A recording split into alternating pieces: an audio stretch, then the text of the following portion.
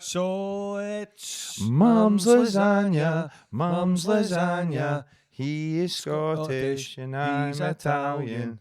I'm more Scottish than him because he's more Italian than me. But I'm also Scottish too. And I've got 2% Italian in me. It's in there. My finger. More there. My leg.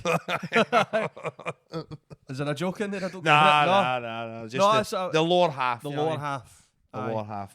But it's Is not a full half the you've got. Italians have big willies? Oh, fucking tremendous. Aye. Well, I don't know. Big hogs. I don't know for No? the Is it not like a... Nah, they're tiny, man. Wee statues. You know what I mean? You've seen the statues back in the day, mate. I have It must have been Baltic every time they were doing those statues. I know, mate. I think it, but see, back in the day, I don't know why we've just talking about cocks straight Well, away. you did, but I suppose I kind of. Aye, I'm sorry, man. I've got cock.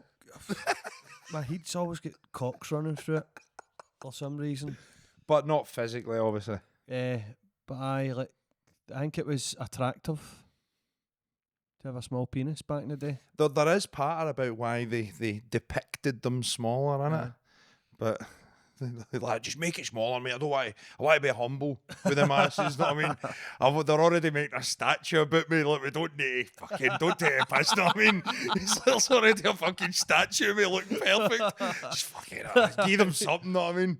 Give them something. Maybe it was that. So how are we this week? We good? I'm good, mate. How are you, son? I am good, man. I'm good. It's been mental since we've last seen each other. Probably loads of good things happening, and very different from the last episode. You are maybe even 7 hours clean now of Snus. 7 hours clean. 7 hours clean. Last 7 episode, hours, and we they came clap in. and applauding that. I know, man. No, Come on. You're meant to spur me on. You're meant to help. You're meant to be like, fucking get behind it, man. Rab. I'm trying. I'm trying to drag you back in. I'm trying to get you back in. Every time I leave. the snus comes back calling. The snus comes back in. No, well, I thought to myself, I really need to give this a buy. I need to stop doing it because it's got a grip in me, man. Well, you came in hot the last episode, like anxiety riddled. Aye. So a lot more level headed this time. Monster still popping. I mean, I needed that, but the thing is, I've just sparked that right there. The last time I had already tanned my monster, so it was already in my system, and I was snoozed. And after a 10-mile walk in the rain. Do you know what I mean? So I was fucking charged You right were up, mate. peak I was energy, shot. man. So this is a Ultra What is this Fantasy Ruby Red. First time I've tried it. How? What's the review? A nice slurp there to really. It's like that ice cream guy. Hold on. Warming it up, yeah. A couple of top notes. It's a 5 out of 10. Oh, Flavour's alright. It's alright, but it's giving me a wee charge. But what I'm saying is, I need to stop the snoozing because I need to be. I need to. I've actually bought. I got something. I got an anxiety necklace. Oh, is it a whistle? Have you? It's a rape whistle, mate. It's like An anxiety necklace.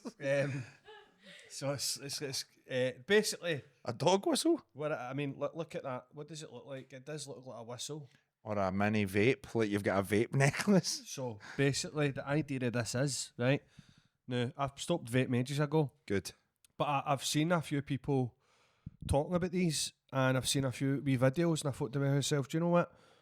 I'm going to look into one of these, right? Because I like sucking on things, right? I like... And he mentioned that he's always thinking about cocks. Or they're always going through his mind. Something just popped into my head there. So you like sucking on things? But at Boomtown Festival, I was telling you about Boomtown. So people just like walk about naked and all that because it's like it's such a accepted kind of hippie-esque. It's like so diverse and just that it's like one big bit of unity, like love, peace, unity. Mm-hmm. Just be free, go do what you want. So there's people who walk about in the noddy, naked, and like there would people just walk by me, like a guy just walking by, and I was like, that's a fucking peach, mate. Well done, right? Like just, mate, that's fucking, mate. Fair play. Like, and the guy was sober. This was like fucking the first day. He hadn't even kicked off yet, and I was like, mate, that's the kind of shit I would have done at the end of the weekend when I was getting kicked out part gaffs, like Mikey's got his trousers off again, right? But I'm like, mate, well done, right? But I went to see, me and Gov, my pal, went to see Boney M. Now I love Boney M, like fucking love Boney M, right? I've always played their music at parties, every party I do, I always fucking, they get everybody going. It's just that disco, right? It gets the old people up, it gets, everybody knows Daddy Cool. They're great. Mm-hmm. I love them, and I get so energetic behind the decks when I play it because I've always got a fucking chubby monitor facing me, and I'm like fucking right into it. And I'm like, I probably never ever get to. And then I found out that fucking Boney M were playing at Boomtown, so it was about 15 as it went, and I was like, right, no, definitely need to go and see Boney M. Fucking like a Saturday during the day, scorching hot, 77,000 people. Boney M are on one of the big main stages, and I'm like, fucking, here we go, man, getting right into it. And I just turn to the left, and I see this bird, this lassie, and she's got her boobs out, right? She's got her lovely boobs, right? But see her nipples, right? She's got cocks on her nipples, so she's got like these wee dicks. What, like? So she's got her boobs out, right? Her full boobs are out. But her nipple, she's got like cocks. So she's like got cock nipples. Right? And I've just never wanted to suck two cocks so much in my life.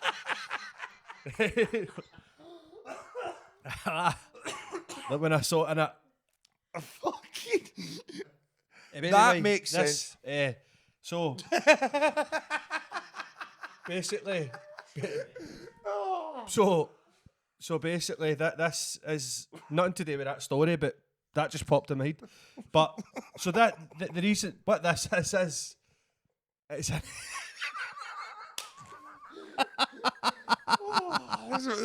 we're not even kicked a ball yet. Oh, fucking hell! Yes. right. So, but basically, what this is, it's called an anxiety whistle. No, it's not. It's an anxiety necklace, right? So basically, what this is supposed to be in here is it's all organic stuff, right? There's nothing in it. There's no vape. It's like complete fresh air, right? But there's a wee neutralizer in there. So the idea is to get people. I mean, people that don't even smoke, never smoked in their life, could have one of these because it really does calm you down.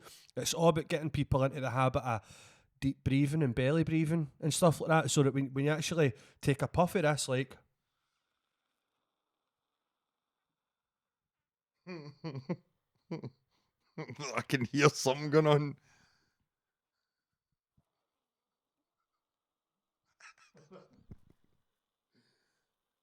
That's some draw, man.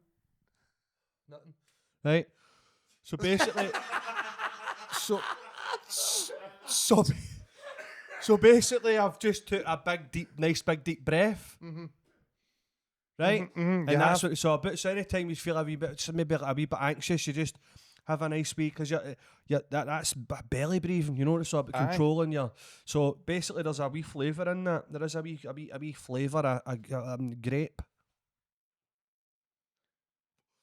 You know what I mean? So that's what it's like. It's just for anxiety, and it's for. I'm thinking to myself, I'm going to get that because I'm going to need a wee something to replace this, the lids, the snus. Do you know what I mean? Yeah. So a wee something to it, right? There you go. And it promotes some nice, slow, deep breathing, man, which so is it's cool. a health and wellness thing, mate. It really I is. like It's that. nothing to do with. I mean, that's like I says. I mean, people can get these who have never. I've seen people. I'm like, what the fuck is that? They've got. What are they doing? Yeah. And I looked into it, and it came this morning.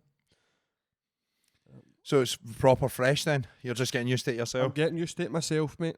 So I think with the snus and that, it's probably a good idea. Do you think, see, when you get into something, it's full extreme, it's like the high end level of it, Aye. until you have to get it out your life? Until I scun on myself, but Aye. I can't remember if we spoke about this on the last one, but Steve-O, my brother, he's never been a smoker. He used to try and smoke, and I would fucking kick a fag out his horn, right? He was never a smoker, but he only maybe had a wee cigarette here or there if he was on the bevy, if we were right on it. Never vaped or anything like that, and I feel really bad, man, because I've got him on the snus, and now he's addicted, so I feel like a big brother. But you've not been, because as you said, you were kicking fags at his hands before. Aye. And you know, because probably were helping him with other things. It was on holiday when we went to just at the summer there. We all went on holiday, like a family holiday. Me, my wee one, his missus, my dad, our ma. Fucking, it was a good group of people. And Steve-O saw me on the snus, and he's like, "What's that? I want to know some of this action, right? I really want to know some of this action." And he went away and got the Pablos, and he took a Pablo, and he was like, "What the fuck's going on here? What is happening here? What is This is no this real?" good. Everybody was together. We were all together, and I took one of the Pablos at the dinner table. We were out for dinner, right? Now this is like 12 or 13 years, full scale family, two families colliding together. And I swear to God, I took one of them, and I just felt like standing up and telling everybody I loved them at the table. That felt like an echo coming on, a strong echo, and I was like, and then I started getting emotional. I had to hold myself back for saying, I love everybody here. Honestly, I'm so happy that we're all together, right? And then which is a nice thing. That was a nice thing to do, but it was just, I'm like, I can't do this sober. It was walking right through me. And then, I mean, Steve-O was going away. Steve-O gets up in the morning and goes out a running all that. So Steve-O away to the shops. I'm doing the pool with Wayne, and Steve-O came back with a mad, a can of Monster for me, right? But a mad mental one, like a fucking nuts one, with all the sugar in it and everything, and a pre-workout called a Boogie Man. Like, mate, Steve-O was taking pre-workouts that's 3 molecules away from dynamite. I'm not. This shit was banned. What? And was he training? What? I was training on it, but it was like fucking pure, like mental, running through walls, man. Right? So he got me this thing called Boogie Man, and then I had the Pablos and all. So I'm like, wait a minute. I was in the pool, headphones in, tunes pumping, splashing about my nut like that. Yeah, mate, I swear to God, like I was loving it. And this is a sober guy. Yeah. Right, you know what I mean? I was actually fucking fleeing. And then Steve-O swam out. I mean, he was the same. And Zarona's ma, Steve-O's Mrs. Ma, she just said to Zarona, looked out at us, she's like, look at the two of them in that pool, stoned at their minds. On the Pablitos, no, man. I mean, on the Pablos Nisky bars, a bit of Monster and a Boogie Man. That's all you I need. was rocking, honestly. But aye, mate. So I mean, it's I need to, like what you said. You said, are you? Do you just need to go full throttle with something? And that kind of like as if you've got to do something, don't just. Like maybe test it at the start, but I did that with everything. I've done the same with drugs as well. Do you know what I mean? Like ketamine. Like no, but like this is why, because obviously you've been sober now a good long time. Which congratulations, you just hit 5 years there. By the way, congrats to Mikey boy. Thank you. Unreal. Still shoplifting. Man, you've got to have your vices somehow. You know I mean? Ramming 2 Pablos at a time. One day at a time, Rab. No, I mean it's. But it's it's great to see. But it is obviously something that does happen, mate. You know, and I know loads of people in that boat. You know, where it's like when they get onto something, that's it. They're full on in, and then. You know, but I think it's like anything. It's they're trying to do things in moderation. Obviously, maybe not talking about drugs here, but like just with things in general, innit? And it's like. But when you do you end up addicted. It's like the gym. People go to the gym, then they end up addicted to it, and they're going every single night and all that. It's like anything. How do you just figure out a bit of moderation with everything? I don't necessarily no, looking back, I don't see it as a bad thing Mm-hmm. for me, right? Because I'm glad of all the experiences that I've had. I'd have loved to have seen Mikey peak mate. Mikey party Mike. Oh man, I mean, I'm happier with this Aye. one, but I would definitely have loved to have It been was, around that. honestly, and aye. I got 4 in the morning in the kitchen with Mikey Motion. Aye. Imagine us doing mate, it. wild. Like, I think back now, and I think sometimes I miss that guy. It's you know something what I mean? cringe, you know, do you think? Oh, I embarrassed myself fucking The fear big time. millions of times, right? But I was actually thinking about that today, and I was thinking, I was crossing a road. I was at my 10-mile walk, Mm-hmm. in the freezing cold. I felt alive. You know, I always feel alive when I'm walking. You know, whether it be rain, cold, snow, sun. Mm-hmm. And I was crossing the road, and that thought actually came into my head, and I was thinking about all the embarrassing things that I've done, that's happened to me in my life, like, and I didn't feel bad about any of it, because I'm grateful for it. Of course. Well, I mean, it puts you on that path, but that's someone, again, that's self-aware, that's aware of these things. A lot of people aren't, and maybe those things that happened to them in the past still control the way they are now, and Exactly, they feel so mate. bad, as opposed to, you adapt and realise that it's pushed me to where I am now. Yes, what you need to do is you need to you need to surrender to your demons, man. You need to face your fears, and you need to sit with them, and you need to invite them in. And when they come, knock on the door. Mm-hmm. When I came, basically started coming off everything, I basically had nothing to.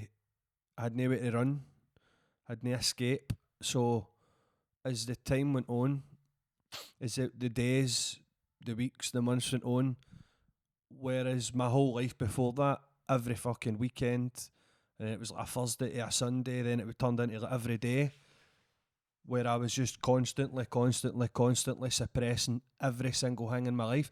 So the good thing was, when I was on it all the time and all that madness, I was always living in the moment. Everywhere I done, it was brilliant times because I was in the moment. We're always doing stupid shit, playing mad fucking mental games, just having a great time. But that whole time I was doing that, I was suppressing every single fucking thing in my life. And then when I finally started coming off everything comes back on a big scary train together. Everything, and it's like it heightens, it gets darker, they get bigger, and then these thoughts aren't the thoughts anymore. You're actually, it's PTSD. You're no just thinking about them. You're back in that, and it happens every day, and you don't think that you can fucking. You don't think that you can fucking live another day like that, because you're no longer present. This world is no longer a thing. You're living in all this darkness. Mm-hmm. When it gets to a point where you creating, mate. No, but I'm feeling it. Aye. When it gets to a point where shut them eyes. I'm hard as fuck. When it gets to a point where no, this is we can. It's good to talk about this as well. Definitely, man. There's learning things in this, mm-hmm. but it gets to. I had a bubble in my throat there, not because I've got to start greeting, just because I'm not crying. You're crying. I'm not. It's you. When it gets to it can get really dark for and it gets to a point where you think, right, I can't live like this anymore. How can I live another day? How can I continue the rest of my whole fucking life like this? Yeah. So that's how a lot of people have got a choice. And it's either, and I don't know how people get out of this. I don't know how I got out of this, mate. And I don't know how a lot of people who I know, and thousands of people every day, don't. But what I had to do was surrender and say, right, fucking eat me, take me, do what you're going to do to me. I give up. I face it, I sit with it every day and feel it. And then when you start doing that and you start being grateful, this thing happens to you inside your body where the darkness starts to turn into light, right? And that big cloud out your head, that fucking horrible rainy cloud that follows you about, starts shifting, and then every single day you start to grow stronger and stronger and stronger until you feel powerful and you feel, holy shit, everything that happened to me in my life was supposed to happen because it was fucking me all along. It was me. I'm in charge of all this. It's me. So it just gets better, and then that's how that wee thought popped in my head today. Like what you said about embarrassing things. It doesn't. I'm glad that all happened. It's all character shaping It's all stuff. character building. But I mean, it's like any drugs or vices for people. It really is the actual realisation of maybe there are things in your life that need addressed that maybe you are constantly suppressing through, whether it's constantly just watching the TV and no addressing something you need to, I'll put something else on, or it's you know, it's drugs, it's alcohol, it's overeating, it's anything. It's like when that thought comes in, instead of somehow addressing it and sitting in your thoughts and dealing with those demons head on and going, right, eat me up, fucking let's do this, I'm here. It's, I'm going to go and eat a fucking something. I'm going to go and get a smoke and try and suppress whatever thing that's coming into my consciousness, try to tell me something. We're really in a world now where it's like we're just getting hit with so much dopamine and all that, is that you're not getting those alone thoughts to yourself to think about who you are as a person, contemplate stuff. Do you know what I mean? It's like it's mad, and you know, and addiction, it really is a real thing, and so many people deal with it in much harder ways. I wish there was some special concoction that was like, this is what you do and you'll no longer do these things. It's not about that. You'll never be the perfect person, and I think that's probably where a lot of people stumble as well, because they're constantly trying to be this glimmer of perfection, and if they don't live up to it, they end up falling off the wagon with so many other things, because they're like, oh well, I'm not doing that and I'm not doing that, so fuck it, what does that mean if I do that now? Whereas it's all about just chipping away at these small things, the small wins, the realizations, the accepting it, the letting it in, and then just going like, this is going to be uncomfortable loads of the time. That's just life, innit? It's a hard thing to do, because I think that I would love to see anybody that I speak to that's feeling like that. Basically what I just told you is, I tell them that, but I get passionate about it, but I get no angry, but I'm trying to tell them this is what they need to do, right? Like just what I said, like this is, but you can't tell them. You've got to walk it yourself. You can only help people so much, and I try and do that all the time, but you really need to want it. It needs to come from within you, and I think the thing with it, I think that all this, the dopamine stuff, like every 2 minutes, like I'm brutal for it, because if it's no fucking snus, it's no monster, it's this fucking anxiety whistle. What's next, right? You're on your phone. There's times where I'm flicking through my phone and I fucking hate it, and it's constantly. I'm like, I've done this all day, and I've done it all day, and I put my phone down. I'm like, right, and then I forget. Because it's a muscle memory, it's the thing me. But what people don't realise is, right? See us, see you, see me, see Rab, Kyle and Anna, see individually. We are enough. We have got everything that we need and everything that we've ever needed inside of us. See, everything that you're looking for is already in there, mate. It's already there. It's already there. Right? People always chase things. Like, I've just let go of everything, mate. I swear, I've let go of everything. And I'm just letting shit happen now. I'm going with the flow. I'm not trying to fucking chase anything, because I can't control. All I can control is me. All I can control is me and how I deal with things. So I'm not chasing anything. I'm just letting it happen. And I know I'm enough. I'm love. Amen to that. I'm love. I am the purest form of love. So you. I've been talking to God. Remember I told you last week about Jesus and God? And handwritten letters through your door. Letters. That was a callback. And then he's got it. Anyway, how's your week, gal? Yes, man. All good. Oh, I'm G'd up now, man. I like a good chat, mate. Aye, man. All good. All good. Had a couple of wee gigs at the weekend there, which was pretty amazing, mate. They're pretty amazing, man. I get the call up through our good friend Brian that works at Dumbarton Football Club, who's an amazing guy, presenter, host himself as well. He basically he does this event at Cottiers. I actually get the message today saying they book it for next year. They want me again next year, which is pretty cool.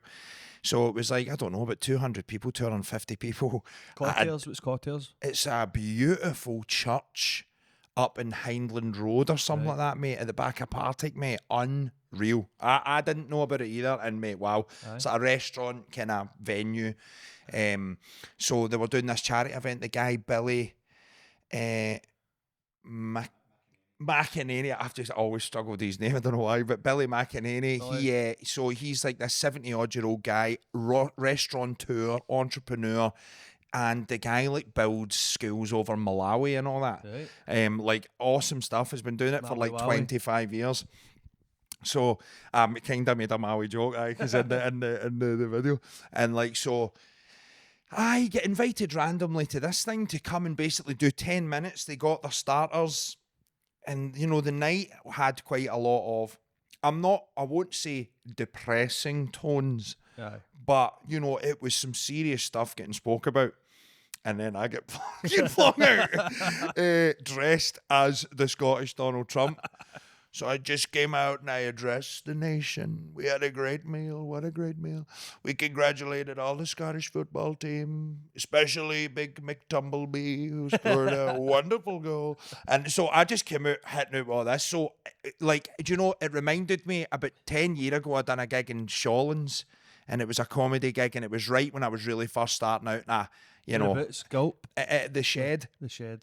And I got asked to do this 10-minute gig, and I had done the stand a few times before it, and I had this kind of 5 minutes. It was not bad, and for some reason, because I had no clue what I was doing, I'm like, I've got this new 5-10 minute bit I'm writing. I'm going to just go and do that, because I had no clue about fucking, what I was doing. I was just going and thinking I'm funny. Mm-hmm. And it was this really vulgar kind of 5-10 minute kind of personal stories, and it was this older crowd that were all sitting eating their dinner, know what I mean?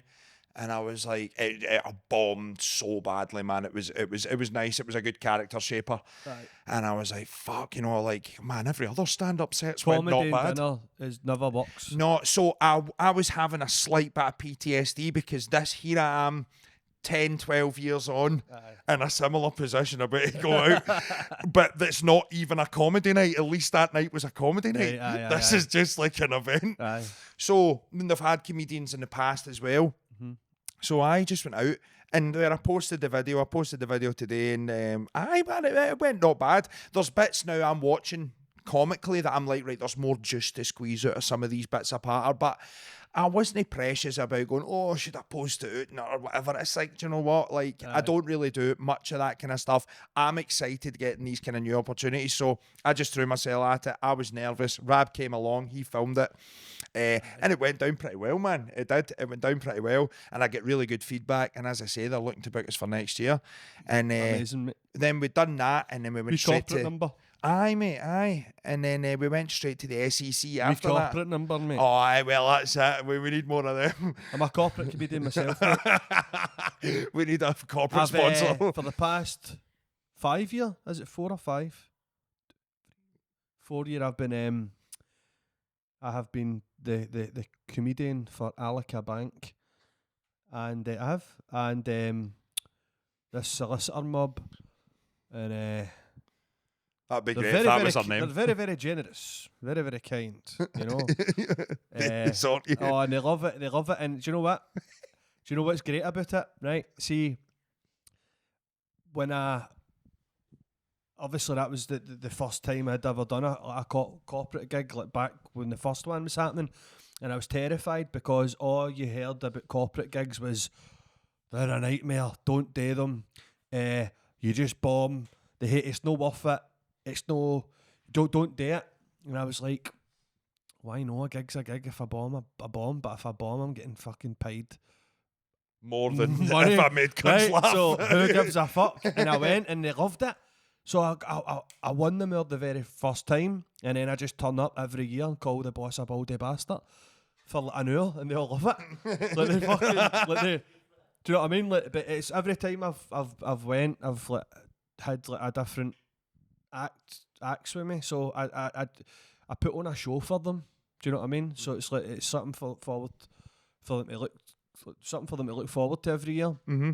And the first one I done was it was always kind of during the Fringe or just after the Fringe. The first one I done was at the Can't Mate. What a swanky place! So in Edinburgh, it's got a place called the Cannonball, and it's the very last it's right. See by the castle. See the castle's there, and you walk out, and there's a venue there. That's the Cannonball. In there, brilliant. We done it in there, and then the last 3 or 4 have just been in the Grand Central Hotel in one of the rooms up there, and it's a great thing to do. So I enjoy doing it. A lot of comedians don't, and I know there is a lot of big comedians I know who are basically fucking raking it in with like your Stuart Mitchells and that. Doing the corporate gigs. He's huge in that. He's doing corporate gigs. He's hosting corporate events for people and all that stuff. So it's a great thing to do that, because the position you're in now, you're Big Donny's all over the place, right? Everybody wants a slice of Big Donny. Big Donny. Everybody loves Big Donny, right? A few people don't. Well, there's more people that love Big Donny than right? So what I'm trying to say to you is, big guy, is keep it up, because whoever that man that you mentioned, someday McSomeby, Brian, no, Billy McInerney. His second name doesn't matter, but him get a recommendation for his company, how big of a company that is, get that on a CV, right, and get that sent out to companies.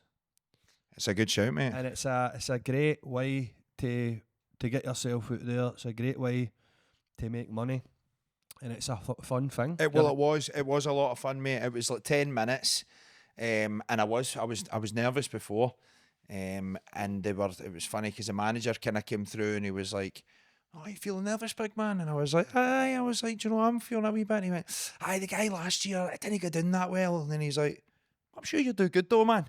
Right. And I was just like, right, okay. Nothing like a good G me up. But then I went well, and then right after it, we flew down to the SEC where Jez and Jod had ran the PRTY event at the SEC, mate. 12,000 people. I was back in character, dressed as Donny, going about capturing. Saw the videos, looked amazing. Unreal content. Everybody was going Donny mad. I seen all the people, all the ravers coming out, and I was like, "Oh, that's that guy for TikTok, that's Donald Trump, that's..." They're all wanting a picture with you, know that? Mental, mate, brilliant. So I'm right in with all that crowd, and had good fun, you know, and definitely met some characters, man. Met a boy from Louisiana. And he was like asking me about what are you going to do about the crime in Florida? And I was like, oh, pardon me, guys. Sorry, me. That came from the depths. That was one of the ones that I couldn't hold in. If I held it in, it exploded. That was that monster. Sorry, when you go. Aye, but like, you know, and he Louisiana. was like, he obviously didn't like Donald Trump, but he was like, you know, quite. He was a bit not aggressive, but he was a bit mad. But he's ended up commenting my video, and he was like, "Hey, it's the guy from Louisiana. Nice to meet you," and all that. But he was definitely a bit salty on the night. But he was all right. Man, nothing I couldn't handle. I see the thing is, when anybody gives me a bit of cheek as Donny, that I just double down. You know what I mean? Like, "Out the back, you wee dafty, let's go for it. You're going to get your heat caved in. What a fanny," you know what I mean? And then they'll just kind of like, I don't know what to say to that. So to do it. He's a big boy, you know. So no, with a good laugh backstage, AAA. I was running down like high fiving about 10,000 people, mate. They were all down at the barrier, just running by, high fiving them all and all that, dancing away, mate. Just really in my element, mate. Loving it. Amazing. So big quality weekend, man. Honestly, it took it out, mate. And all, man, like performing twice in one night like that. You know what I mean? You know yourself. It takes it out you sometimes after a long day of other shit and that and all. So it was crazy, but so much fun, mate. We were like that weekend there. You had a big one also. We had a big one. You had a big one, and it was like that kind of two two ships passing in the night kind of thing. We kept missing each other's. Yeah. You know what I mean? Yeah. When I fuck you, right. But I was the same. Like So tell us about your gig then. So I'll talk basically on Friday night. On Friday, I left Friday free because I knew that I had a gig on Saturday night, but obviously I had my.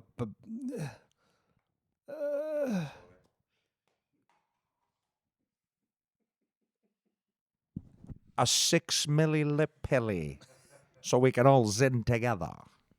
Put a schnecky in his upper decky. I didn't mean to do that in front of you there because I know that might have triggered him. The dude took the load. So I Friday. We'll hide I knew I had a gig on Saturday and had the big gig on the Sunday, so I was like, right. I had a brilliant. Do you know what, man? Do you know what, mate? That was a monumental week and weekend for me. It was a big moment for you, mate.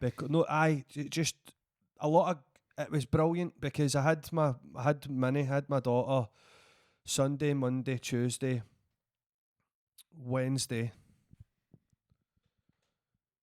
So I had her 4 days and she was just got to school and coming back and we were just chilling, getting dinner and just watching Damoed. Like we're watching I'm a Celebrity, Get Me Out of Here together. We started watching it, so we're watching it every night. And I was just sitting on the couch like that. Do you know what, man? There's nothing better than this. There isn't. I was just thinking to myself, I was like, this is class. Do you know what I mean? My wee lassie's getting older and we're hanging about. Do you know what I mean? I'm like, this is fuck everything else. Yeah. I'm like, this is brilliant, right? So I pure enjoyed that. And then on Thursday, we were supposed to record. And then what did I end up doing? I went and done something. Can't mind, did you not go out or something? Did you go to a night or something? Can't remember. Maybe I did. I went to see the Jack Trainor's show. Went to see Jack Trainor's show. It was class. I went out with Sean. But the Friday, so my big plan was, now, I've been so busy. Every time, because I'm such a procrastinator, mate, right, and I've got the ADHD and all that, and I can't concentrate on, even though I really try, right, and I really want to work on stuff, and I try my hardest, and then I just get distracted straight away. So I try not to beat myself up about it. So I'm like, no, at least I'm trying to.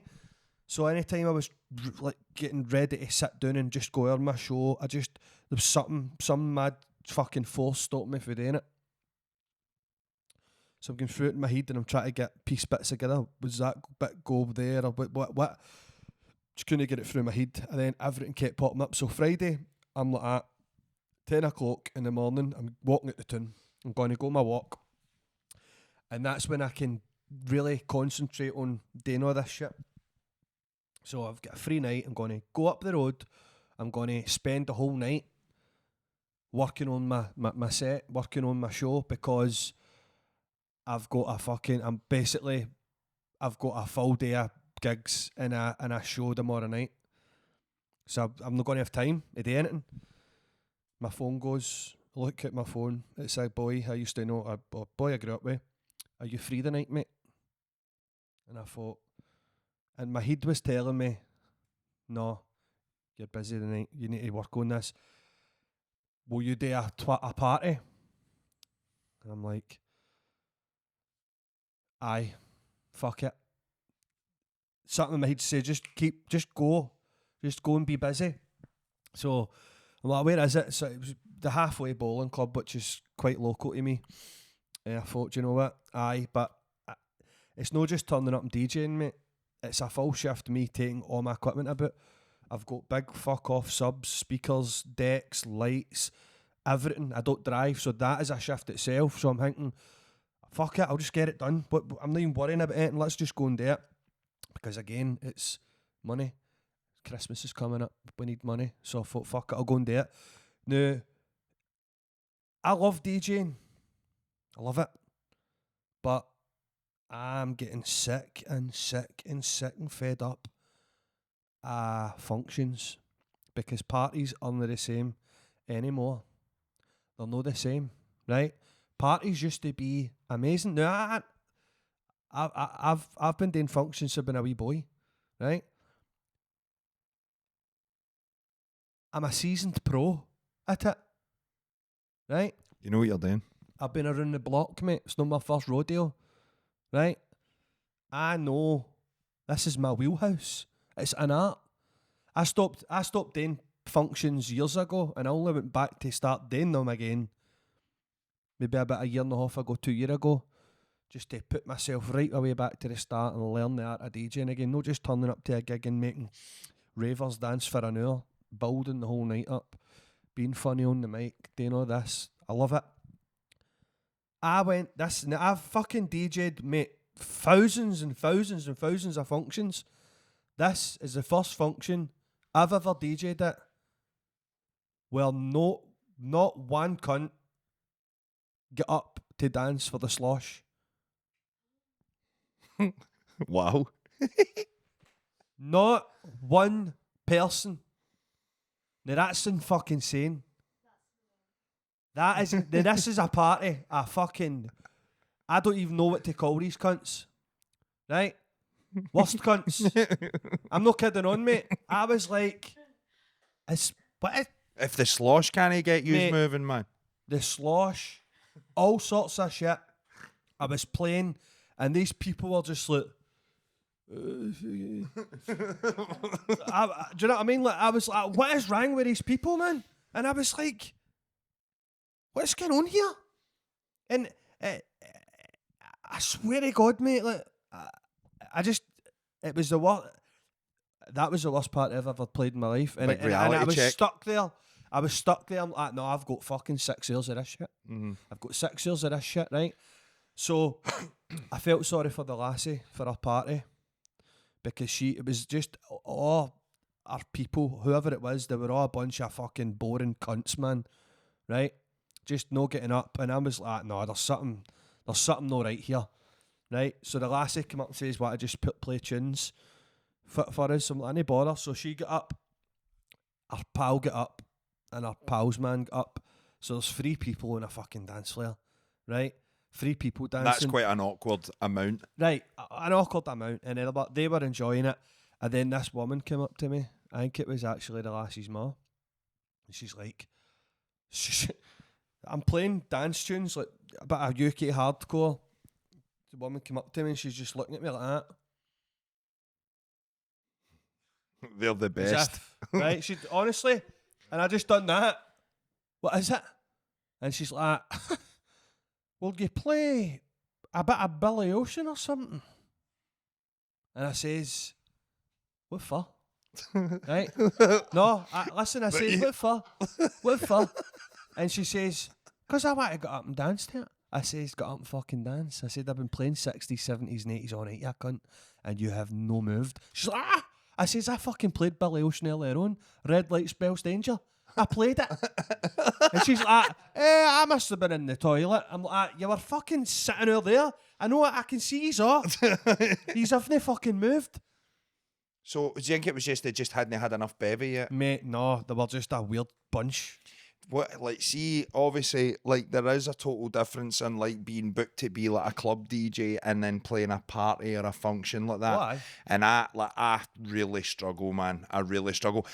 And not in the sense, like, I like getting on the mic, getting a bit of laugh and all that. And see, to be fair, when I get going, I can get it going. Mm-hmm. But I'm just a pure typical DJ kind of music snob. Aye. So I struggle, man. Like, people come up for requests. Oh, can you play this? Mm-hmm. I'm one of those DJs. I used to be like that, right? I did, and it was like, I used to be like, I'm not fucking playing that, right? Fuck off. I'm not. But it's not about you, though. I know right? It's not. So it's trying to keep everybody happy, and there is. Don't get me wrong, right, mate. I've never ever in my whole life put so much effort and strength into no heedering somebody. Request folk and all that. Did I talk about this last week? No. No. So I have never in my fucking life held back so much. Like really using up a lot of energy here just to no Lash bingo, out. right? Right, like, because these cretins are getting fucking out of horn right now. I'm talking about fucking now. A daft woman came in right for the start. Fucking la, right. 7 o'clock. She's there before the lassie's birthday. Who it is? Aye. Walks right up to me. Put bits and pieces on. I'm like, what? Are you a fucking... The night's not even started. I'm like, I'll play it later. She's like, put it on the now. I'm like, mate, you're the fucking first person here. I'm like, I am not playing bits and pieces. The new. I'll put, shite DJ, you ain't you?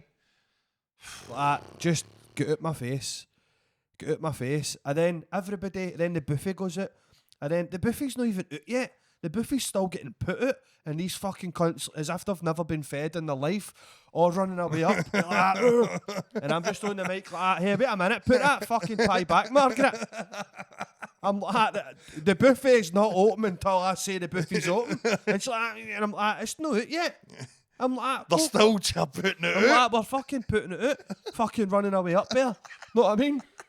And then you get fucking people telling you to turn it up, people telling you to turn it down. Mm-hmm. I fucking put dance tunes on, put a bit of hardcore on. I play free hardcore tunes, and you get a wee fucking old woman who's about fucking 300-year-old. Will you turn it down? Please turn it down.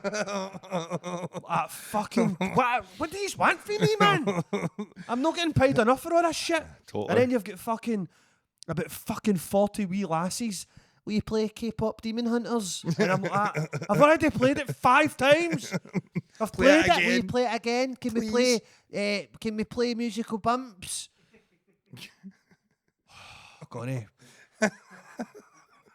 Honestly, like, it's horrible, isn't it? It's horrible. people, like, you don't understand how it's a hard job, mate. Aye. It really is. Like, people think it's just a DJ just playing tunes. Exactly. No, It's not that. I'm there setting everything. It's a big setup. So you're setting it all up. You're getting everything already, and your people's coming in, and you're trying to. I mean, like buffet music. You know what I mean? There is such a genre. Yeah.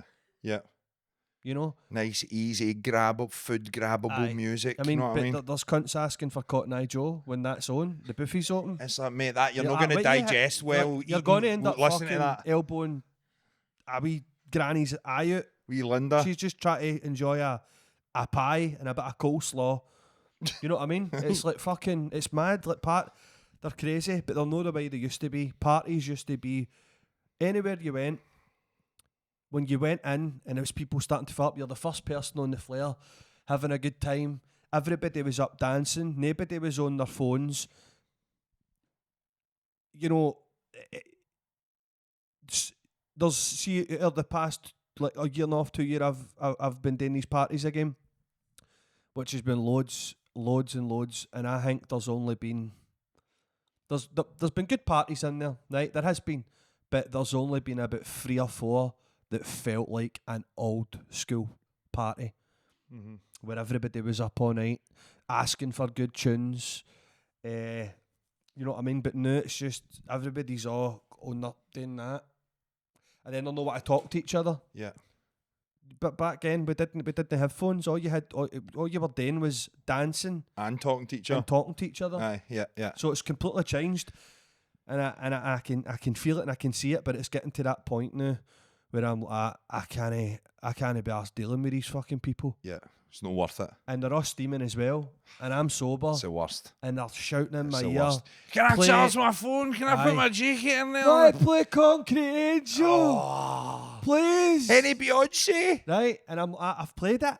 I was in the. I don't care if you were in the toilet or if you were for a fag.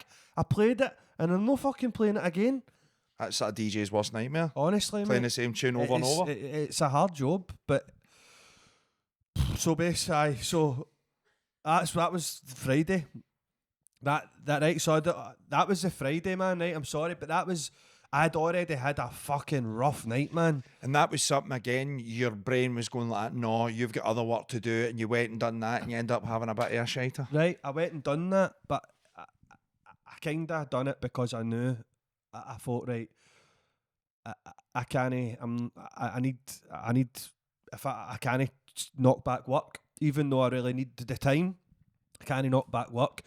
Then I get home to like fucking 1 a.m. I had to leave all my stuff done at that venue because it was pissing the rain. I couldn't.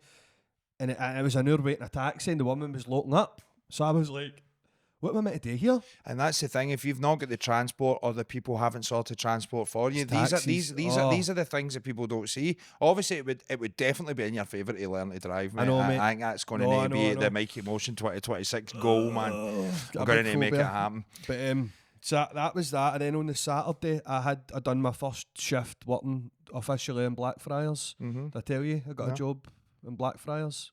So I'm the new showrunner. Right. In Blackfriars. Nice. So I'm excited about it. As a new era is about to happen. That's exactly what you need, bro. It's exciting. Well, I've always wanted to work in like a comedy club. I really have, like, especially when I went to Texas. When I went earlier, I seen that all the comedy clubs are, every single person who works in them is a comedian. Person who's taking your tickets, taking you up to the show, setting everything out. Everybody's a comedian. And that's what Chris wants at his club. He wants it ran by people who know what they're doing. And he basically put a post up on the forum, said that they were looking for somebody, and I always hold myself back for things like this because I always think to myself, oh, that would be good, I'd like to do that, but I just don't do it. And I thought to myself, do you know what, I'm going to apply for that job, because if I get it, I get it. If it happens, it happens. If I don't, then I'll just do what I'm doing. And I basically just sent him an email saying that the experience I've got with running like the Vibe Room comedy, like laughing at all this, like all that shit. And then he messaged me back saying, welcome to the team. Wow. Got the job, baby. So, so it's, thanks, mate. Congrats, I'm excited bro. about it because I think it is going to change my life. I'm already in that world, but it's a decision I made that I wasn't going to make. I wasn't going to. I was just going to be like, do what I always do. Somebody else will get it. But people applied and I got it. It was me that got it. Do you know what I mean? So, unreal, mate. And I'm excited about it because I'm going to be constantly in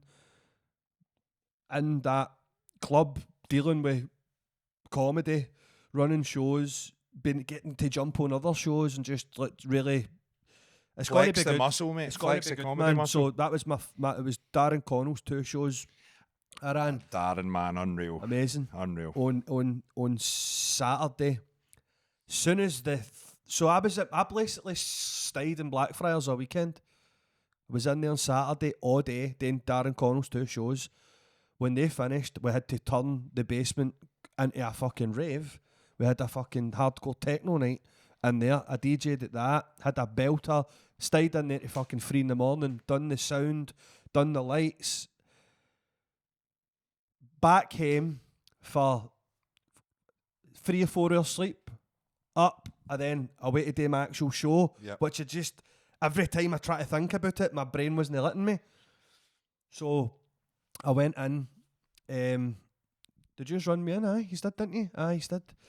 I was like, how the fuck did I get in there? But the guys, we all went in together, and then I just had to sit down, and what I done was I kind of, some of the bits I was doing, I wanted to kind of go through them again, but it's just they all tie. There's wee bits in it that just wouldn't. Do you know what? Wee callbacks that if I miss them out, it doesn't make sense. So to make sure I was staying the and the next bit and a bit right, that's like, it's all the wee bits like they all tie together, and I'm like right.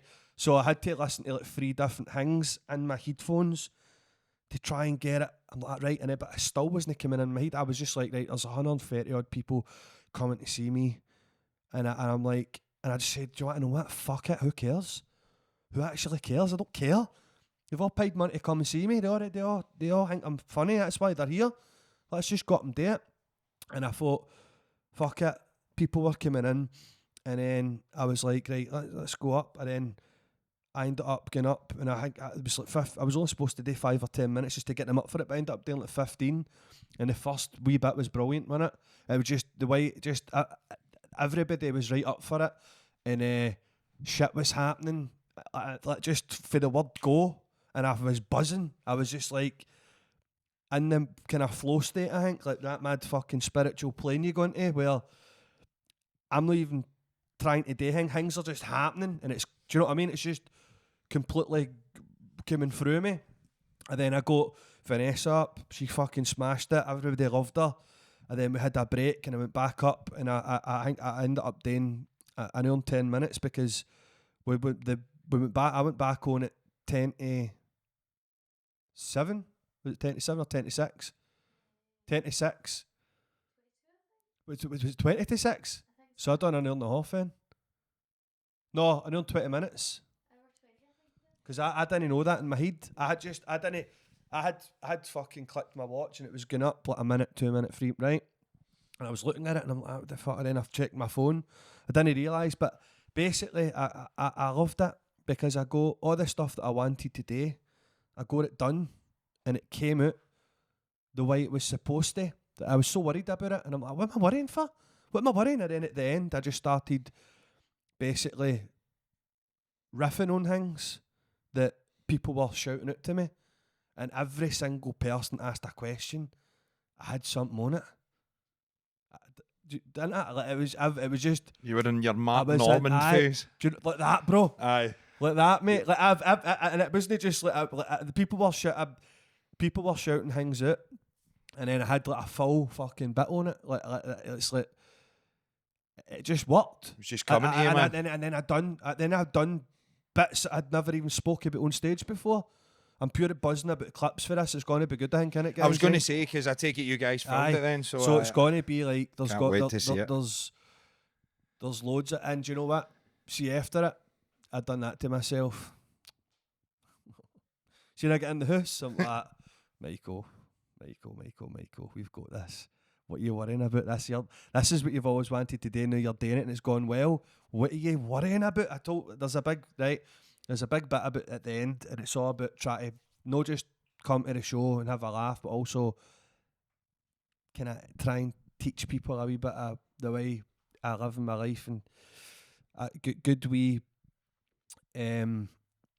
bit of, I don't know where that came from. I didn't mean that. A wee bit of good. That was like that. I actually didn't mean to do that. What the fuck? It's like nuggets of wisdom. Nuggets of wisdom, and just a bit of way of life, and what's helped me through the past few years. And I thought, even though I live like that, sometimes at the door in my mind, these wee thoughts and this voice wants to get in, say a bit, and I just,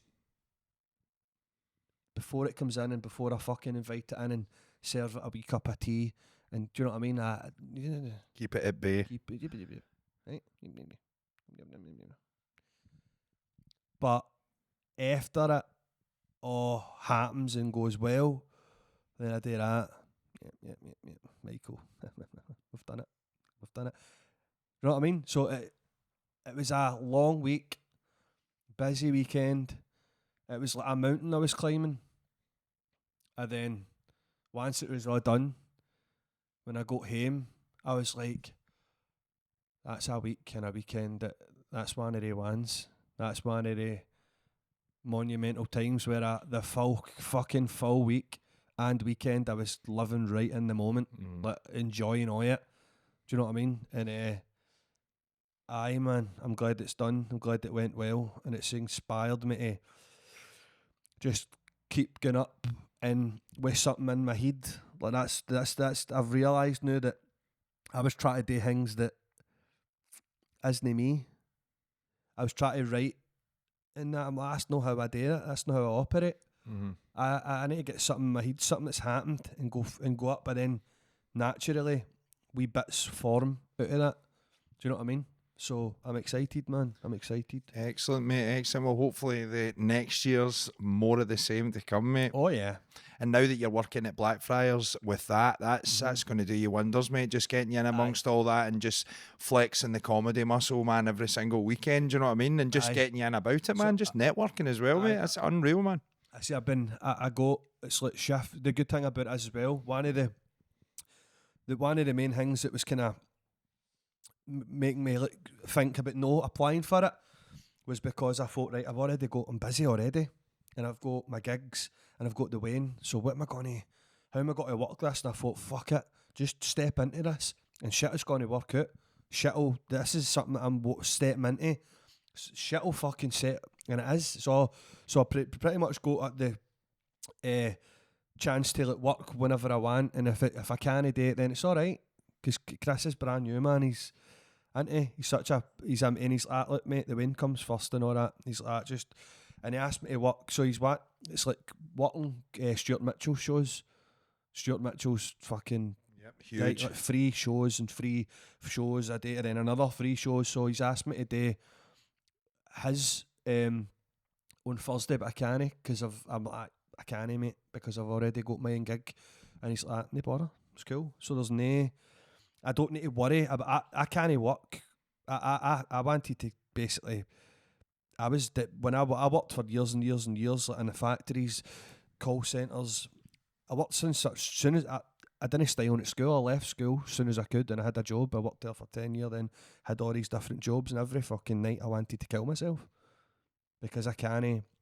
My head was always out the window, dreaming about all this shit. Mate, same boat, man. Same boat. I mean? Hated everything I've done before. Horrible. What I'm doing now. Now I'm 10 years doing my own thing with my mates and running businesses and that. And man, and it's hard, man. It's so hard. Like it really is. People don't realise the amount of graft that does go in, and all these background things that are happening. You see a show, but you've not seen the 6 months lead up to it. You've not seen all the moving factors. And then, you know, even like when we were in the back in the green room and he snapped a wee picture of me and I looked nervous, you know what I mean?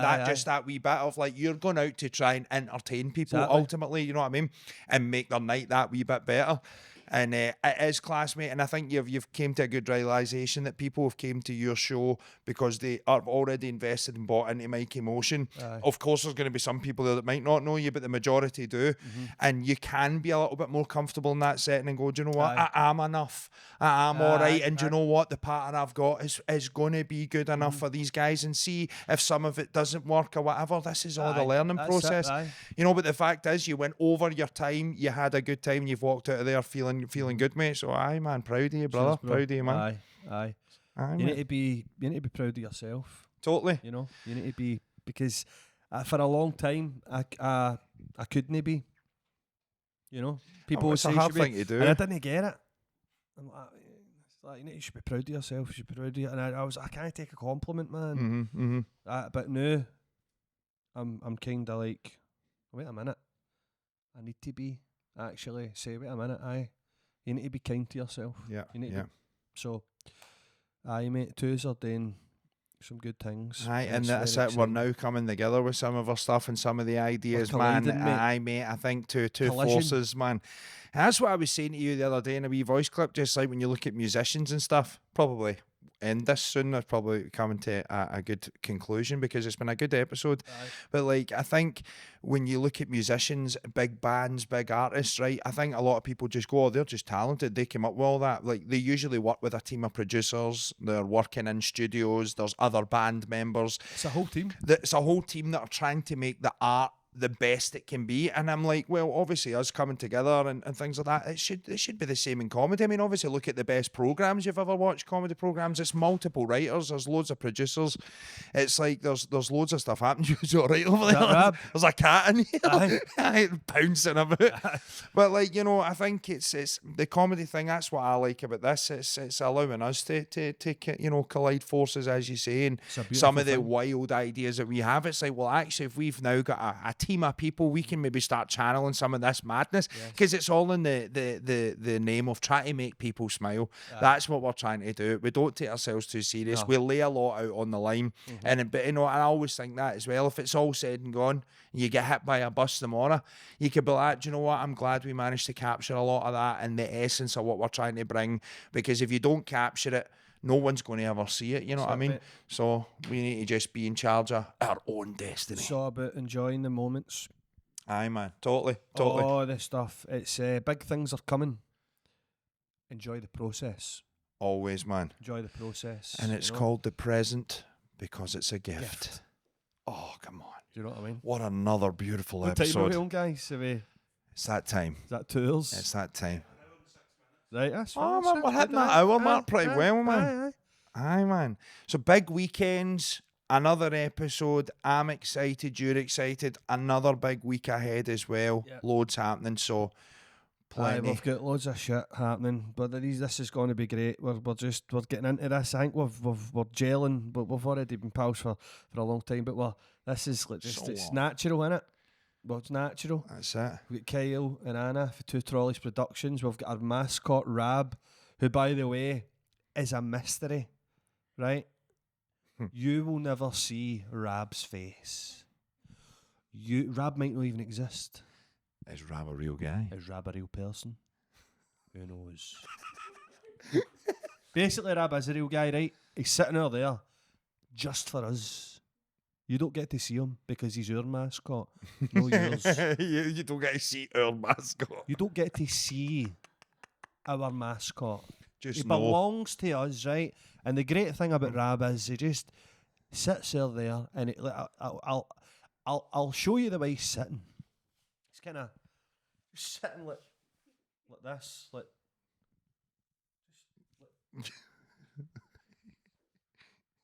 That's why he's sitting, right? And I love that because I just look round when I'm talking. If I can't be bothered looking at Gal, I just look at Rab and he just gives me a wee reassuring nod. I can't see Kyle because there's a big light right in front of my face. It's blinding my eyes and he's behind that light. But we believe he's there. Right? Sometimes I can see Anna floating about, but Rab is always there. Never goes. Never lets me down. Sometimes it makes me feel nervous, but that's good. Nerves are a good thing. It's good to feel nervous because nervous is excitement. It totally is. Means And you want to do a nodding good job. away, he's like, oh yes. You'll hear his voice from time to time. I think we should get Rab mic'd up on us, man. Definitely. Know what I mean? Aye. See what I'm talking about? Aye. Oh, he's buzzing. Rab's buzzing. Some Jamie in the background. Aye. She's just like, not all the time, Rab. Know what I mean? But just sometimes. Definitely. You know what I mean? Like, just if, like, it's like, no, he's like, of course, yeah. But I love the fact that nobody is ever going to know what Rab looks like. He's like, what were we saying? So, the guy in the neighbour in Home Improvements. the neighbour in Hope Wilson for Wilson. Improvements. You get to see his head. He's Mina for still game. Yeah. You never get to see Mina. You get to see Mina. Well, you do get but to you see don't her. get to see Mina's face. He's the Morphy Tom and Jerry. You only get to see her feet and her socks, but you don't get to see Rab at all. Don't. No. Just a mascot for He's no a reason. he's an enigma. Right? Mum's lasagna, everyone. Mum's lasagna, your ma's lasagna. So basically, gal, amazing. Each and every time. But obviously, remember, guys, if you would like to play the guitar, it might be a nice Christmas gift for somebody. The perfect because Christmas the gift. perfect Christmas gift. It's never too learn how to play the guitar. And if you want to do that, Paul Sweeney for Campbell's School of Rock will give you 25% off your guitar lessons. which is a lot of percent. That's mega, and it's in this very room that Mum's lasagna is In filmed this in. very, very room. And all you need to do is quote code. Mum's lasagna. Yeah, that's it. So basically, as well, get to banging pizzas as well. Come to Banging Pizza for your pizza fixes for sure. And And if you're watching this, if you're already 2 episodes deep and you're enjoying this, then what to do is, and if you have got a business and you want to sponsor us, then give us a call on 0800 222 lasagna. I'll just drop us a wee DM or something. Aye, PMs. But it's a good night for me. And a good night for me. Rab.